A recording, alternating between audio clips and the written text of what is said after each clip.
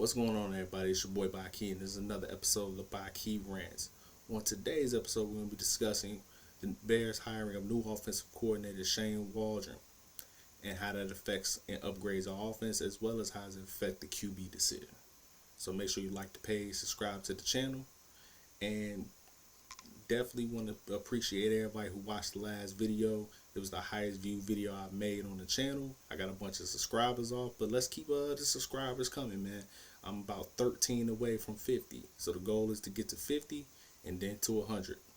But let's make it happen. But the main topic about today's episode is Shane Waldron, the new offensive coordinator that's coming over from Seattle. Why is that important?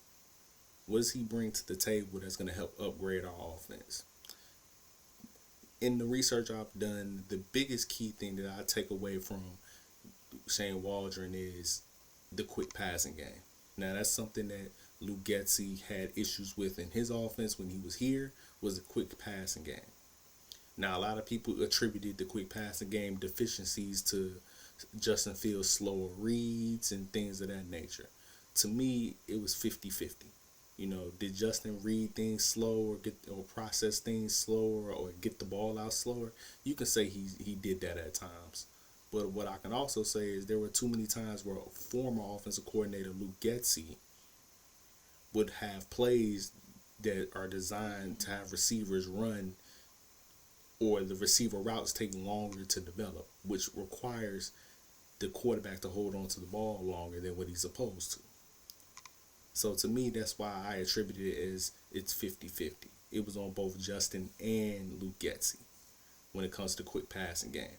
To me, I think Shane Waldron's offense, or his style of offense and style of play calling, will help that deficiency. Whether we keep Justin Fields or whether we move on to Caleb Williams or the next quarterback, I think Shane Waldron, what he'll do to upgrade the offense immediately is that quick passing game. We're going to see more slants. We're going to see more outs. We're going to see more curls. We're going to see some screens. And I know a lot of people are tired of screens. Obviously, I was tired of them. But we're going to see more effective screens. We're not going to see screen. We're going to start seeing other plays that are quicker in a Shane Waldron run offense. So a lot of Bears fans I know complained about not seeing enough slant routes. Trust me, with Shane Waldron, you're going to see a bunch of slant routes. You're going to see a lot of quick, short passes getting the ball out of the quarterback's hands. So that's one big key thing that I look forward to when it comes to Shane Waldron. Another thing that from what I've researched is the teaching aspect. One thing about Coach Flus is he's big on teaching. He's big on educating. He's big on trying to educate his players and help their football IQ. Shane Waldron is an excellent teacher. From the research I've done and the interviews I've watched, a lot of his players were extremely receptive to his method of teaching. A lot of people talk about Geno Smith, obviously, which is the brightest name because he was looked at as a bust, but got around Shane Waldron, and Shane Waldron revitalized his career. He went from being looked at as a bust to being an extremely serviceable starting quarterback in today's NFL. That's under the watchful eyes of Shane Waldron. Another thing that a lot of people don't talk about with Shane Waldron was the improvement he made to a young Jared Goff. The same Jared Goff who's in Detroit right now, balling out, and is in the NFC Championship game right now. Shane Waldron was on that Rams staff that helped develop and groom Jared Goff his first run there. He helped develop Kirk Cousins. He helped Russell Wilson have some of his best seasons. So he has all the right pedigree and he has all the right background he has the right resume to show that he is the type of offensive coordinator that if we do decide to keep Justin, he will improve him.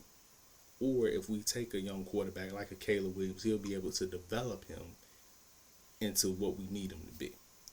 So that's why the biggest reason I think Shane Waldron is the perfect hire. You know, a lot of people I seen on Twitter, oh, he was the first person we interviewed, so people were kind of leery because he was the first person we interviewed. Let's not forget, Shane Waldron was not looked at as a guy that was supposed to be available. If Pete Carroll didn't get fired or move on in Seattle, Shane Waldron's not on the market. So at the end of the day, we kudos to Ryan Poles for latching on to somebody or latching on to an opportunity to get somebody that we didn't know was going to be available. So that was perfect. That was a perfect move, and I love the fact that Ryan Poles did his due diligence. He talked to at least 9 different offensive coordinator prospects. At the end of the day, he cast a wide net. And Shane Waldron showed that he was head and shoulders the best of the best. So at the end of the day, Shane Waldron is the guy. He's the offensive coordinator. I loved his resume. I love the improvements that he's done at the quarterback position. I've also loved the improvements he's made at the wide receiver position. A lot of people, they talk about him having DK Metcalf, Tyler Lockett, and JSN this year. But he also had Cooper Kupp, Brandon Cooks, in their infancy. So he can develop quarterbacks. He can develop wide receivers. He's also been big on tight ends as well, from the Noah Fant to the world, and the Garrett Everetts of the world. Like, he knows how to use multiple weapons, and that's something that we struggled with this year. As electric and prolific as DJ Moore and Justin Fields were 1 to 2, a lot of the other pieces did not really get involved unless your name was DJ Moore and maybe Cole Kmet. We seen a fall off from Darnell Mooney. We seen a up and down play from a rookie in Tyler Scott. Velus Jones Jr. really didn't do anything. So another thing that Shane Waldron brings to the table is he's gonna up the game of the other receivers outside of DJ Moore and Cole Kmet. So we're gonna see a development in a number 2 receiver. We're gonna see a development in a number 3 receiver. Like, if you go back and look at one of my earlier videos that I did about a month or so ago when I talked about why Darnell Mooney was struggling, I talked mainly about the fact that at the end of the day, Darnell Mooney is struggling because a lot of the old Packers offense, when they had Aaron Rodgers, struggled with getting a secondary receiver. Getting a secondary receiver to be consistent when you had a primary number 1. Shane Waldron's offense doesn't have that problem. His offense is predicated on spreading the wealth. Spreading the targets. I've watched offenses where DK Metcalf, Tyler Lockett, JSN, all of them had each over 70 plus targets each. So that shows that he's spreading the wealth. And that's what we need here. We need an offensive coordinator who's going to help develop other weapons outside of the current ones that we have. So development of the quarterback position and development of the other weapons are the 2 biggest keys that I've seen that attracted me to the play calling style and the teaching style of a Shane Waldron. So I think he's the perfect offensive coordinator for whether we keep Justin or whether we draft a rookie quarterback. Now, what I personally think, do I think we're keeping Justin? I've been steadfast on it. I believe we're keeping Justin. Reason why is because the one key thing that polls have said all season so far is consistency. He's wanting to stay consistent.